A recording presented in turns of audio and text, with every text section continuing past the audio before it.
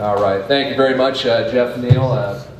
Appreciate you coming all the way from Texas to be with us today. How about another round of applause for our national chair?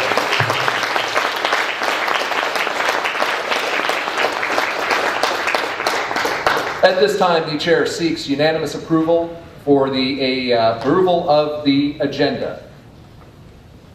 Having heard no objection, the agenda is approved. At this time, the chair will seek nominations for officer positions in the Libertarian Party of Florida from the floor. Mr. Chair, what's the quorum? The quorum is currently 57, majority is 29, and 2/3 is 38. Got a little out of order there, but we covered that under credentialing. All right. Nominations from the floor.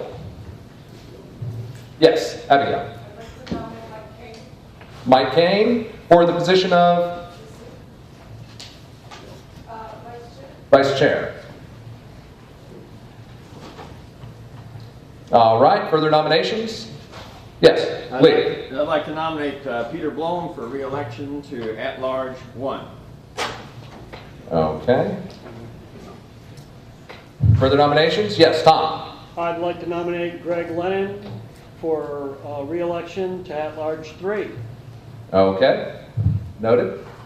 Yes, Brian. I'd like to nominate David Hester for at-large 6 seat. Okay.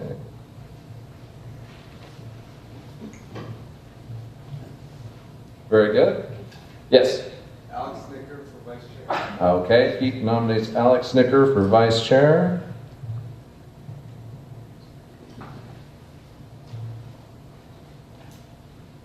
Yes, Peter Rick. I'd like to nominate Jared Grafoni for at-large 1. Okay. Jared Grafoni. I'll read all these off as we have them posed. Further nominations from the floor? Yes, John Wayne. Charlotte Braden for Chair. Charlotte's Chair.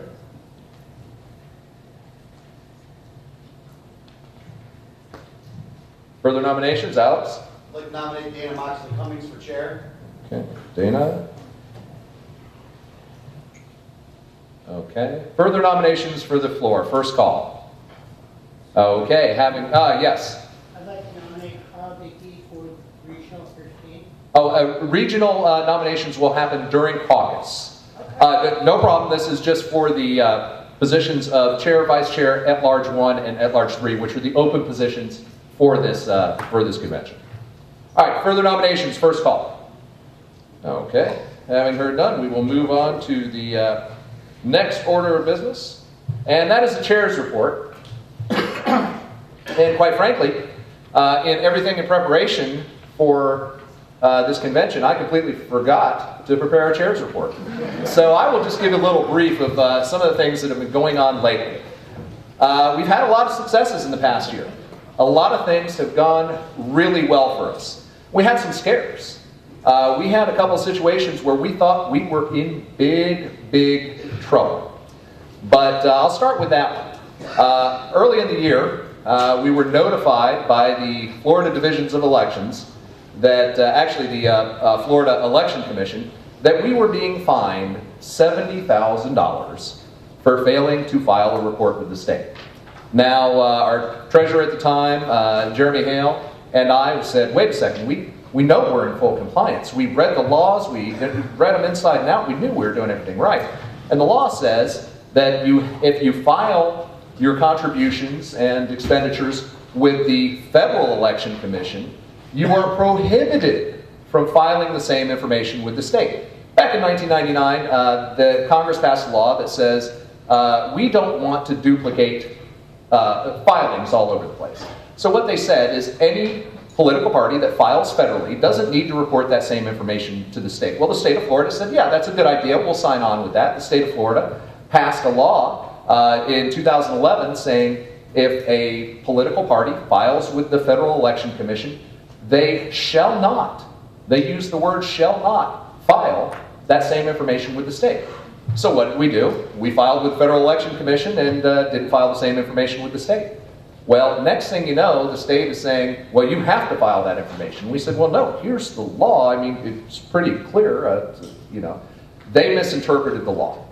They fined us $70,000 for filing a report late, $10,000 a day. And finally we said, okay, well the bills are just racking up. We'll stop arguing with the state. We'll file the report. The good news is, just a couple of weeks ago, and I'd like to commend Bill Walsifer, who was our chief legal counsel in the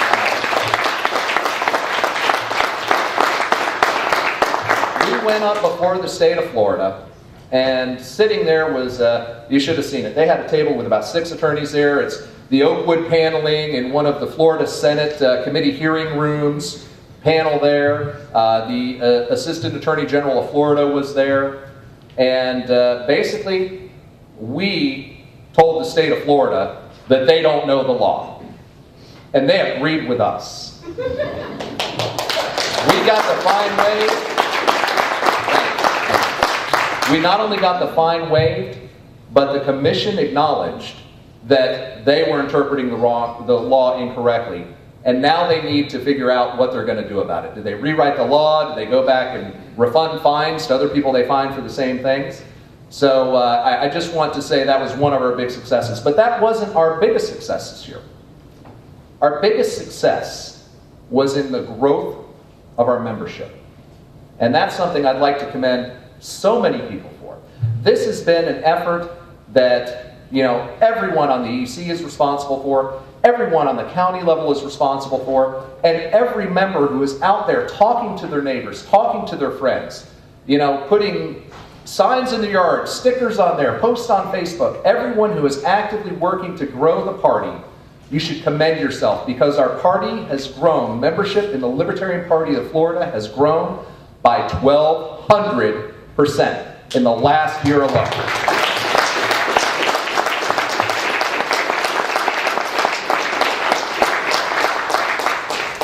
And I know that we need to keep on this path. The number of registered libertarians has grown 28% statewide, and I believe that's the last 2 quarters. Yeah. The last 2 quarters, 28% growth in the number of registered libertarians. Folks, this is an exponential curve. Because it's not just you get a little growth here, because, you know, it's not like a flat trend line. What happens is the more people we engage, that becomes exponential, because for every 10 new people we bring in, if we bring in 10 active people, they're going to be talking to their friends and neighbors. It's like the Amway model or something, but it works. It's been proven time and time again, and we're starting to see the effectiveness of this. And I urge everyone to continue on the path that we forged here. Continue to build upon the foundation that we've had such phenomenal success over the past couple of years. Don't let it go to waste. Keep the momentum going. Keep moving ahead. And let's build this party to something that is going to be a real political force in Florida that will achieve our platform sooner rather than later. Thank you.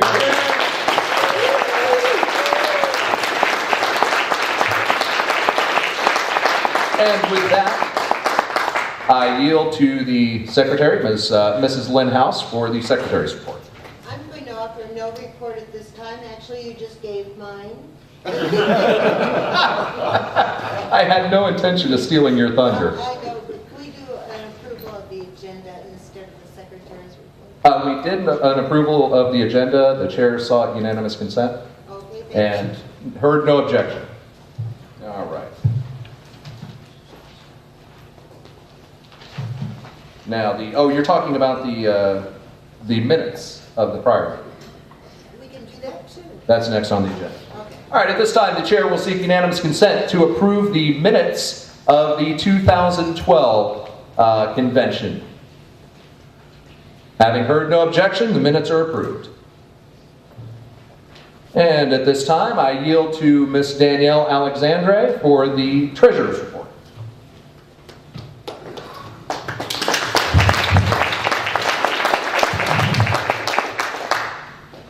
Okay, our total assets as of right now would be $26,711.30. Our total liabilities is going to be $3,143.46. We're financially in a good position. Of course, we need to do more fundraising, get ourselves in a better position for next year, because I think we're going to have some great candidates and great things going on next year. We are going to be also starting a finance committee because I want to make sure everything is open, that there's many people involved so that we can make sure that we're moving forward in a good way. I've only been doing this 2 weeks, but I think it's going to be a great year coming up. Thank you.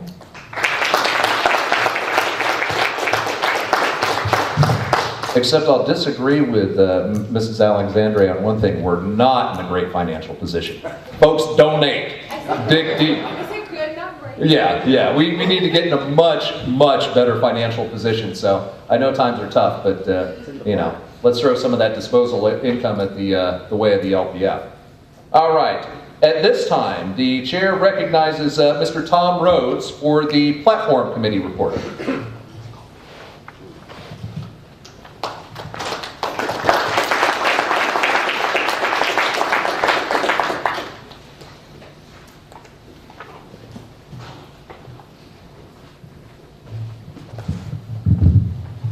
Good morning. Platform Committee looked at quite a few things on and off. The reality is if we were really going to have a big in-depth platform discussion, we'd wait till after lunch and it'd get done around midnight. Isn't enough time and material to do everything that our platform deserves. I'm going to call it Mr. Pete Bloom because he's the author of the one plank that we are presenting that's clearly needed as an addition to our platform that I'm 100% positive we're not going to get any arguments on. So Mr. Bloom, would you come up here and carefully read what position you set for us? Oh, also, Platform Committee right now isn't real big. There's me, Pete Bloom, Greg Lennon, Michael Kane, and I believe Jeff Harshman.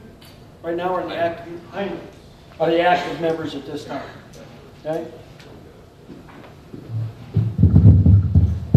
Thank you, Tom. You're giving me an unusual honor in reading this particular platform issue. I just want to say this isn't something that I've done. It was just one of my ideas, one amongst many, and the Platform Committee, and Tom is the chair of that, are the ones who worked on this, and it was a process and it was a teamwork effort in order to get this through.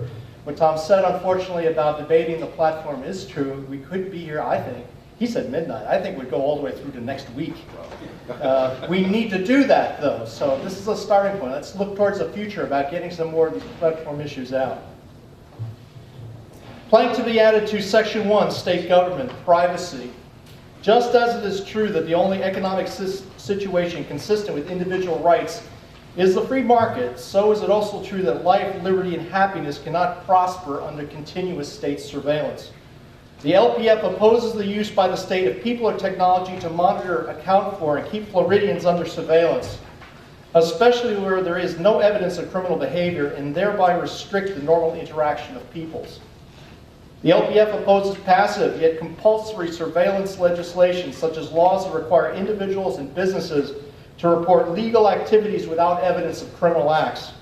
The First, Second, Fourth, Fifth, and 14th Amendments to the Constitution are all threatened by unfettered state surveillance.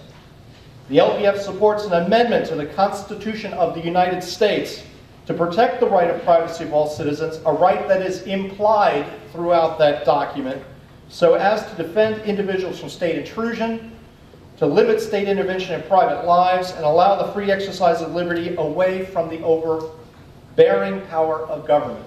Thank you very much.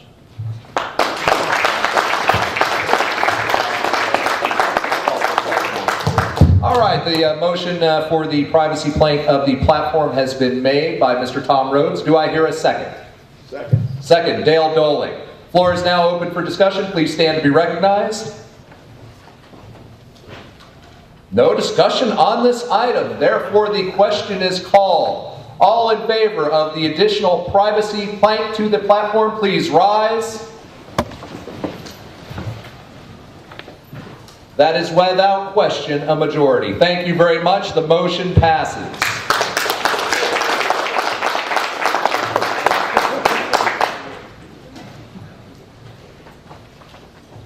At this time, I would like to recognize Dana Moxley Cumming. And Dana, if I can ask that you just read from that position, can you enunciate there? Because we're going to have to go back and forth with the actual motions in a second. Can everyone hear me like this? In my group? Alright, the rules Committee, we obviously have a lot of motions coming up here. So the first motion is going to be to approve a consent agenda. The consent agenda, we've added 5 bylaw changes that were pretty much just housekeeping issues or procedural laws that made us add little things to the bylaws. So these 5 bylaws I'm going to read right here. They're actually motions for one agenda. We'll call a vote on passing all of them together. The first bylaw motion is, I move to amend bylaws, Article 3, Section 2B, which reads, any member elected or appointed to serve on the executive committee or other LPF committee shall be a member of the Libertarian Party of Florida and shall, upon request, show proof of registration as a Libertarian voter in the state of Florida. That change strikes out the previous reference convention changes and makes the wording of the requirements to be on the executive committee or other LPF committee clear and explainable without changing the meaning of the requirements. A lot of these motions, whenever we read them and we cross-reference them with our other documents, it didn't make sense. It kind of had to change the wording so that it all flowed together. Dana, if I may just interject here. The items on the consent agenda were for either to correct a conflict in the various different governing documents, to correct a clerical error, or to comply with state law, i.e. we have no choice but to do that. So the reason that they were put on the consent agenda is because all these items were considered to be non-controversial or absolutely necessary for our legal recognition as a party. Having said that, it is the right of any member of the delegation to request that an item be removed from the consent agenda. So I'm sorry, Dana, continue. The second bylaw is, that we want to change, is I move to amend the error on bylaws Article 3, Section 2. It listed twice, therefore, where states Section 2 duties should read Section 3 duties. In Section 3, meeting to the executive committee should read Section 4 and so forth. Third one is I move to change to amend Article 5, Section 2 A and B to read when a proposed amendment is accepted by the Rules Committee and approved by majority of the voting members, greater than 50% of the time affiliates. This actually changes the 50% of the voting members. It specifies who actually, what 50% is, not just as the members. The fourth motion is I move to amend bylaws Article 3, Section 2. Should be 3. The proposed change is the secretary shall serve as reporter for all meetings of the party, conventions, and executive committee. The secretary shall be the custodian of the minutes of all meetings, correspondence, committee reports, and the Constitution, bylaws, and standing rules. It shall make provision for legal service to the LPF.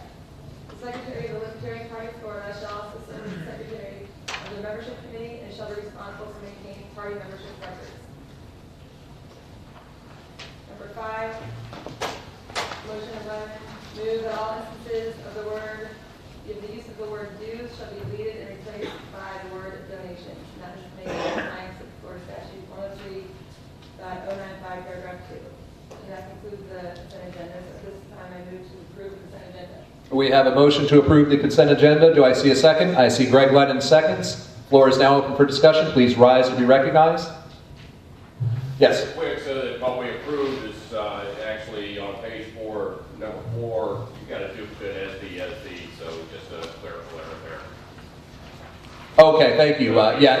We actually caught that. However, it didn't. Apparently, in the one that went out to the agenda, it didn't make it. The original made it. So the as the will be corrected, and obviously typographical errors will be fixed. Discussion is still open. Please rise to be recognized. Seeing no discussion, the question is called. All in favor of approving the consent agenda, please rise. Clear majority, consent agenda approved. All right.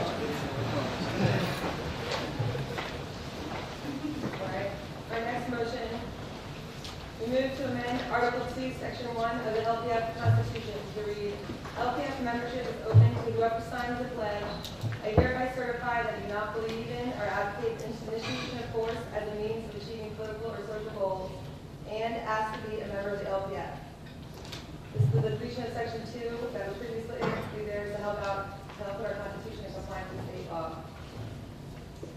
Okay, the motion is on the floor by Mrs. Cummings. Do I see a second?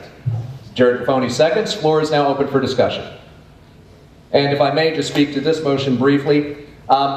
Right now, we have in place a scenario where the language of our document could mean that someone could be considered technically a member of the party if they, at one time in 1974, signed the non-aggression principle without ever notifying the Libertarian Party of Florida. So this just adds the clause and asks to be a member of the Libertarian Party of Florida, so we actually know that they're a member. Very well under our bylaws currently, or Constitution currently, we could have members all over the place that we have no idea who they are. So, real simple change here. Floor is open for discussion. Please rise to be recognized. Yes.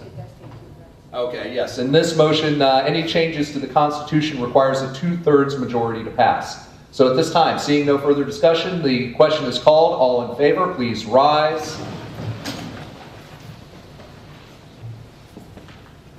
And that is clearly 2/3. In fact, it's near unanimous. All right, the motion carries. The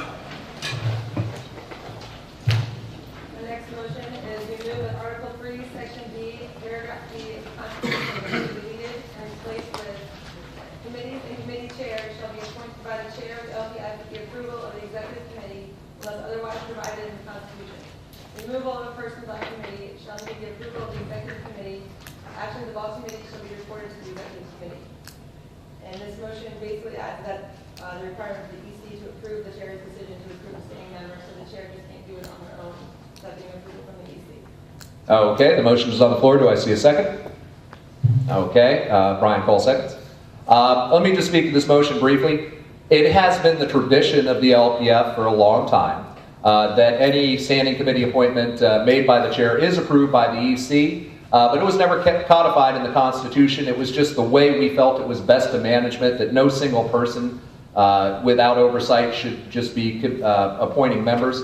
So this is basically to get the Constitution in compliance with what has been the LPF tradition. And the floor is open for discussion. Please stand and be recognized.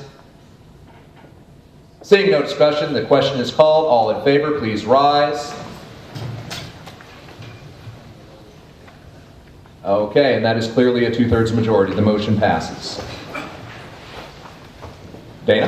Our next motion is I move to delete the Constitution, Article 3, Section 7, Electoral Recruit Committee in its description. And we already have, there's no more electoral recruit committees enacted, so we need to remove the language from the Constitution. Okay, do I hear a second for this motion? Okay, David Hesketh seconds. Floor is open for discussion. Okay, and I'll just speak briefly to this one as well. We now have what we're calling a candidates committee, which is fully staffed and very active. We also have a nominating committee, which is in charge with vetting candidates and ensuring that they uphold libertarian principles before we put our stamp of approval on them. So basically the functionality of what was electoral victory is now being handled by two fully staffed separate committees. So this is just a change that puts us in compliance with a better way to provide support and to recruit and vet and support candidates. So, floor is open for discussion. Please rise to be recognized. Seeing no discussion, the question is called. All in favor, please rise. And that is clearly a 2/3 majority. The motion carries. This next motion actually put in the requirements for the committee that we just about creating. We move to add to the Constitution, Article 3, Section 9, the candidate committee shall be appointed by the LPF chair and approved by the executive committee and shall consist of at least 5 members of the LPF. Principal duties of the candidate committee shall include, but not be limited to, identifying potential Libertarian Party candidates, directing and preparing potential candidates for the selection committee, to train, vetted, and approve Libertarian Party candidates for their respective races, to identify and train campaign staff members to serve on the campaign staff for vetted and approved Libertarian Party candidates. Should other duties of the committees arise which are not already specifically listed in this section, the chair may make a motion as such to the executive committee or the LPF chair for their approval before taking action as a committee. The chair of the candidate committee shall present regular reports on the committee's work to the executive committee. Okay, the motion is on the floor. Do I hear a second? Alex Snicker seconds. Floor is now open for discussion. Please rise to be recognized. Yes. Quick question on this one, because we're talking about vetted and approved candidates. Who puts these members on the committee to vet and approve, and why are, and it's my understanding that in the state of Florida, anybody can run as an LP or as a Libertarian. That is correct. Candidate. Yeah. So, given that, and I've got another question, one further on, but on this one, who is appointing this committee to vet and approve? Because we have Libertarians that sometimes there's a little bit, in times past, there's been animus between the EC and the candidate, and so we're not going to vet and approve them, but yet they're running as Libertarians and they're Libertarian in their philosophy. Right. So who's approving, who's setting up the candidate? How are we going to make sure that we don't have that personal animus come in? That's a very good point, Scott, and I'll address that. The vetting committee, which is currently the nominating committee, has a questionnaire that is basically our platform. And we go through the platform, the planks of our platform, and we ask the candidate if they agree with each plank. We ask the candidate to expound upon what they would